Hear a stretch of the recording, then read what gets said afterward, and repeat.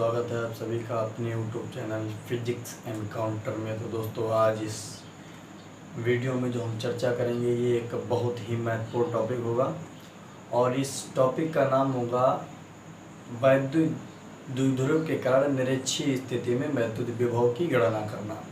ये टॉपिक बहुत ही महत्वपूर्ण टॉपिक है और चूँकि इससे पहले एक अच्छी स्थिति में वैद्युत द्विध्रुव के कारण वैद्युत विभव की गणना करवा चुके हैं और ये उसका अपोजिट है, यानी वो अक्ष पर था, ये निरक्ष पर था। लेकिन इससे पहले दोस्तों, अगर आप चैनल पर नए हैं तो चैनल को सब्सक्राइब कर लें और वीडियो को लाइक कर दें और वीडियो को शेयर भी कर दें और कमेंट में ये बताएं वीडियो आपको कैसी लगी। आइए स्टार्ट करते हैं इस वीडियो को।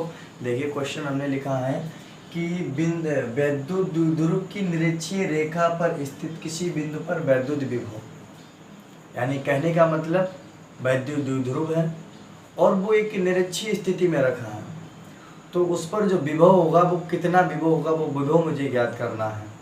तो आइए स्टार्ट करते हैं। सबसे पहले मान लीजिए हमने अपना एक वैद्युत द्विध्रुव बना लिया। मान लीजिए यहाँ से लेके इस टाइप से, क्योंकि ये हमने वैद्युत द्विध्रुव माना लिया। इतना समझना है। वैद्युत द्विध्रुव क्या होता है? जिसके दो ध्रुव हो वो वैद्युत द्विध्रुव हो गया। तो यहाँ पर एक ध्रुव पे हमने मान लिया माइनस आवेश रख दिया, दूसरे पर प्लस आवेश रख दिया। इतना समझ में आ गया होगा। और द्विध्रुव की जो लंबाई होती है, लंबाई इसकी बात करें तो कितनी होती है भाई? 2l होती है। इतना समझ में आ गया होगा। यानी एक पर माइनस आवेश, दूसरे पे प्लस, क्योंकि वैद्युत द्विध्रुव की जो दिशा होती है वो सदैव माइनस से प्लस की ओर होती है, तो इसीलिए माइनस से प्लस रखा है। इनके बीच की दूरी को मैंने 2l से ले लिया। समझ में आ गया होगा। अब 2l से और इनका जो बिंदु है, यानी जो इनके आवेश है, वैद्युत द्विध्रुव है, इसका कोई मध्य बिंदु ले लेता हूँ मैं और इस मध्य बिंदु को मैंने मान लिया O ले लिया। इतना समझ गए होंगे। इस बिंदु को मान लीजिए मैंने A ले लिया, इस बिंदु को मान लीजिए मैंने B ले लिया। अब समझ में आ गया। माना वैद्युत द्विध्रुव AB जिन पर माइनस आवेश तथा प्लस क्यू आवेश स्थित है तथा द्विध्रुव की लंबाई 2l है और द्विध्रुव के, क्योंकि मैं भाषा बोल रहा हूँ, ये चित्र जो है उसकी मैं भाषा साथ साथ बोल रहा हूँ, इसीलिए द्विध्रुव के मध्य बिंदु O से R दूरी पर, यहाँ पर एक R दूरी पर एक बिंदु मैंने ले लिया P। यहाँ पर R दूरी पर एक बिंदु ले लिया P और इस बिंदु के कारण, यानी जो बिंदु P लिया, यहीं पर हमें क्या निकालना है? वैद्युत विभव की गणना करनी है। तो देखिए, अब हमने कितनी दूरी ली है? R ली है, R दूरी ले ली है इस विभव के कारण। यानी जो इनकी दूरियां हैं, दूरी जो ली हुई है, मतलब 2l से 2l क्या, इसका जो मध्य बिंदु है 2l, तो ये टोटल दूरी हो गई। तो जो इसका मध्य बिंदु है उसके मध्य बिंदु से यहाँ से दूरी ली है R दूरी चलने के बाद एक बिंदु P लिया है, ठीक है। और इस बिंदु P पर हमें जो है वो वैद्युत विभव निकालना है। क्या निकालना है? अब वैद्युत विभव निकालना है। तो आइए देखते हैं। यहाँ पर देखिए, अगर चाहो तो डॉट डॉट डॉट इस टाइप से आप एक लंब डाल सकते हैं, क्योंकि हमने ये चित्र थोड़ा तिरछा कर दिया है इस टाइप से। ये देखो, ये आपका एक लंब डाल दिया मैंने। इस टाइप से एक लंब में यहाँ पर आप डाल सकते हैं चाहो तो, ठीक है। तो जब दोनों तरफ लंब डाल दिए, समझ में आ गया होगा। और यहाँ पर हमें क्या निकालना है? विभव निकालना है। कितना समझ में आ गया? विभव का मतलब परिणामी विभव निकालना है। कितना समझ में आ गया? इसलिए, और ये R दूरी थी, क्योंकि ये मध्य बिंदु था, O से R दूरी पर एक बिंदु P लिया है, विभव निकालना है। इतना समझ गया। इसके अगर चित्र की भाषा की बात की जाए तो मैंने बताया कि माना वैद्युत द्विध्रुव AB, ठीक है, जिन पर माइनस आवेश तथा प्लस क्यू आवेश स्थित है तथा द्विध्रुव के मध्य बिंदु, यानी जो मध्य बिंदु O दिया गया है, O से R दूरी पर एक बिंदु P है जहाँ पर हमें वैद्युत विभव की गणना करनी है। इतना समझ में आ गया।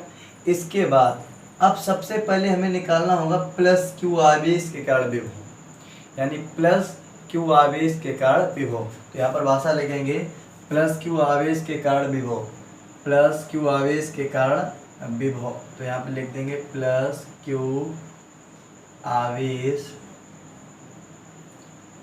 के कारण विभव, ठीक है। अब प्लस क्यू आवेश के कारण विभव, लेकिन आप लोगों ने एक चीज़ नहीं ध्यान दिया चित्र में कि हम तो विभव तो निकाल रहे हैं लेकिन हमें दूरी तो पता नहीं। अब दूरी क्या है, तो भाई दूरी यहाँ पर देखिएगा, यहाँ से बिंदु ए से पी तक की दूरी क्या है ये तो हमें पता नहीं है, ना बिंदु पी से ए तक की पता है, लेकिन हमें ये पता है कि यहाँ पर दो त्रिभुजों का निर्माण हो रहा है। इतना समझ में आ गया। अब कौन कौन से दो त्रिभुज हैं, एक तो आपका त्रिभुज हो गया ए पी बी, एक टोटल त्रिभुज हो गया। इसके बाद एक त्रिभुज देखो, ये तो टोटल त्रिभुज हो गया, इसी में दो पार्ट हो रहे हैं, एक ओ ए पी हो रहा है, एक ओ पी बी हो रहा है। यानी कि कहने का मतलब अगर देखा जाए एपी जो भुजा है वो बराबर किसके होगी, बीपी के बराबर होगी। तो यहाँ पर लिख सकते हैं एपी बराबर बीपी। इतना समझ में आ गया, एपी बराबर बीपी। अब इसके बाद अगर यहाँ पर देखें तो हम पाइथागोरस प्रमेय लगाएंगे, क्योंकि त्रिभुज है, यहाँ पर हमें आधार पता है और चूंकि लंब पता है, कर्ण पता नहीं है। कर्ण पता नहीं तो कर्ण स्क्वायर बराबर क्या होता है, लंब स्क्वायर प्लस आधार स्क्वायर। तो यहीं पर फार्मूला लगाएंगे। तो अब देखो त्रिभुज कौन सा लेंगे, मान लीजिए त्रिभुज ए ओ पी में जब हम लगाएंगे क्या, पाइथागोरस प्रमेय लिखेंगे। ए ओ पी में पाइथागोरस प्रमेय, जब हम पाइथागोरस प्रमेय लगाएंगे तो चूंकि पाइथागोरस प्रमेय क्या होती है, कर्ण स्क्वायर बराबर लंब स्क्वायर प्लस आधार स्क्वायर। तो यहाँ पर कर्ण क्या है, कर्ण है आपका एपी, तो यहाँ पर लिख सकते हैं एपी का स्क्वायर, क्योंकि कर्ण स्क्वायर हो गया बराबर क्या होगा, लंब स्क्वायर, लंब कितना है ओपी, तो यहाँ पर लिख सकते हैं ओपी का स्क्वायर, और प्लस आधार कितना है ओ ए या ए ओ का होल स्क्वायर हो जाएगा। ये हो गई आपकी पाइथागोरस प्रमेय, यानी कर्ण स्क्वायर बराबर लंब स्क्वायर प्लस आधार स्क्वायर। अब यहाँ से हमें कर्ण निकालना होगा। तो चूंकि कर्ण तो हमें पता नहीं है, लेकिन हमें इन दोनों की वैल्यू पता है। यहाँ पर लिख सकते हैं ए पी स्क्वायर बराबर ओपी। ओपी की देखो दूरी कितनी है, ओ से लेके पी तक की दूरी कितनी है, आर है, तो आर का स्क्वायर हो गया, प्लस यहाँ से देखो, अब यहाँ पर जब 2l दूरी थी तो जब मध्य बिंदु ले लिया तो दूरियां बढ़ गई, तो यानी यल ये हो गई, यल ये हो गई। इतना समझ में आ गया होगा। ए ओ की दूरी कितनी है, यल स्क्वायर हो गई भाई, यल स्क्वायर हो गई। इतना समझ में आ गया। अब यहाँ पर अगर चाहो तो ए पी बराबर निकालेंगे, तो जब यहाँ से वर्ग घटेगा दूसरे पे रूट लगेगा तो ये आ जाएगा R square plus L square. इसलिए इनकी जो दूरी निकल के आई है ए पी बराबर, यानी ए से लेके पी तक की दूरी आई है under root are square plus L square. और अगर बीपी निकालें, क्योंकि भुजाएं हमने पहले ले लिया ए पी बराबर बीपी, यानी अगर ए पी बराबर है बीपी के, तो अगर ये under root are square plus L square निकले तो ये भी r square plus L square ही निकलेगी। ठीक है, तो इसलिए इनकी जो दूरियां निकल के आई हैं, इसकी दूरी निकल के आई है R square plus L square, इसकी भी दूरी क्या निकल के आई है, R square plus L square. तो अब प्लस क्यू आवेश के कारण विभव निकालेंगे। तो प्लस क्यू आवेश के कारण जब विभव निकालेंगे तो इसको विभव को मान लिया V1, समझ में आ गया, इस विभव को मान लिया V1। तो V1 बराबर क्या हो जाएगा, 1/4 pi epsilon naught into Q upon R होता है। अब आर की जगह पे दूरी क्या है, R square plus L square, यानी अंडर रूट के अंदर हो जाएगा आर स्क्वायर और प्लस एल स्क्वायर। इतना समझ में आ गया। ठीक है, इसके बाद निकालेंगे माइनस आवेश है तो इसके कारण निकालेंगे, तो लिखेंगे माइनस आवेश के कारण विभव, माइनस आवेश के कारण वैद्युत विभव या कारण विभव।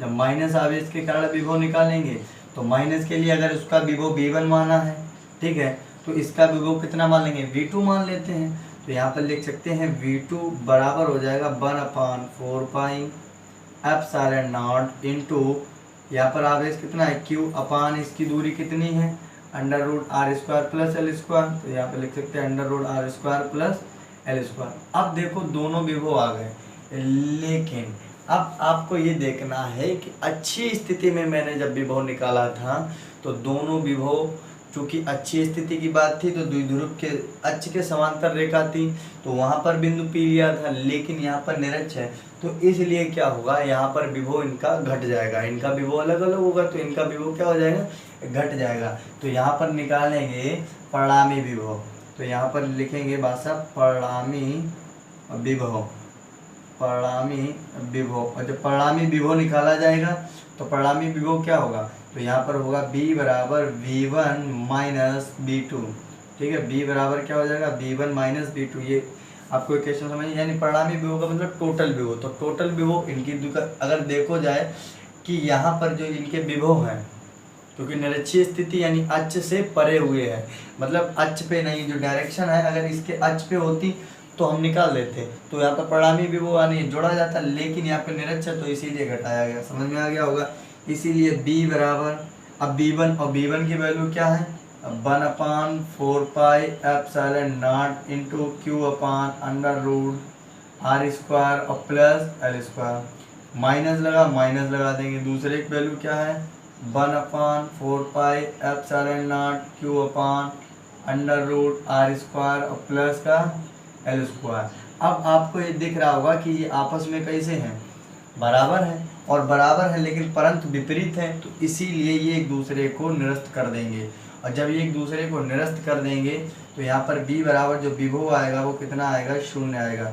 यानी कहने का मतलब ये है कि जब हमने वैद्युत द्विध्रुव को निरक्षीय स्थिति में रखा तो वहाँ पर हमारा विभव कितना आया, 0 आया, और जब अक्षीय स्थिति में रखा था तो यहाँ पर विभव कुछ और आया था।